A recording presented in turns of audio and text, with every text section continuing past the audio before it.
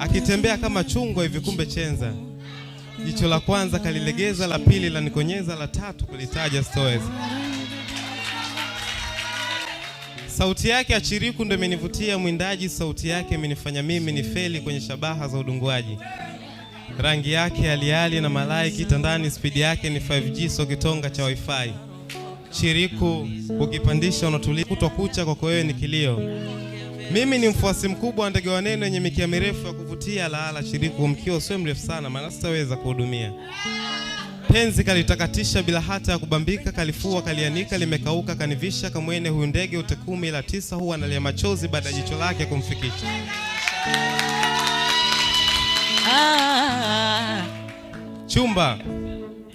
Chumba na kipangia route na end of the high code double entry na mpangilia na pangika kwenye capital kwenye interest na kokotoa na pata principal kipachezi na mdouble cash, matokeo yake mafuriko.